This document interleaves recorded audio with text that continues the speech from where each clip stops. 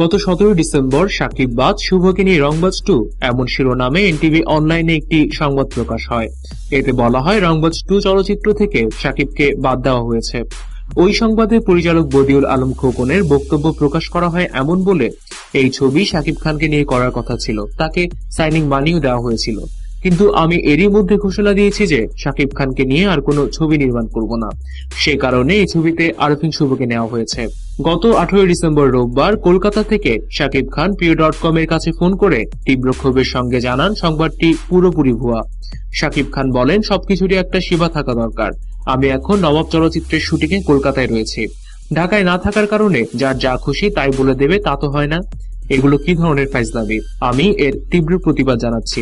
আমাকে নিয়ে যে যা খুশি বলবে লিখবে আর আমি চুপ করে থাকবো, এটা হতে পারে না।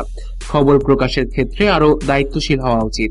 তিনি আরো বলেন, রাজা বাবু চলচ্চিত্রটি মুক্তি পাওয়ার পর আমার সাথে পরিচালক বদিউল আলম খোকনের পরিচালনায় আরেকটি চলচ্চিত্রে অভিনয়ের বিষয়ে একদিন কথা হয়েছিল। এরপর আর কোনো কথাই হয়নি। কিন্তু গণমাধ্যমের খবরে দেখলাম আমি নাকি তার নতুন একটি ছবিতে অভিনয়ের জন্য চুক্তি করেছি এবং আমাকে টাকাও দেওয়া হয়েছে। আরো বলা হয়েছে, চুক্তিবদ্ধ হয়ে অর্থ দেওয়ার পর আমাকে বাদ দেওয়া হয়েছে।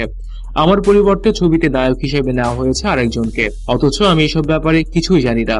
কিন্তু পরিচালক বদিউল আলম খোকন বলেছেন ভিন্ন কথা। তিনি প্রিয়.কম এর কাছে দাবি করেন রংবাজ 2 নামে কোনো চলচ্চিত্র তিনি নির্মাণ করছেন না। এছাড়াও শাকিবকে বাদ দেওয়া, চুক্তিপত্র বাতিল সহ এসব নিয়ে কোনো কথাই সাংবাদিকদের সঙ্গে তিনি বলেননি।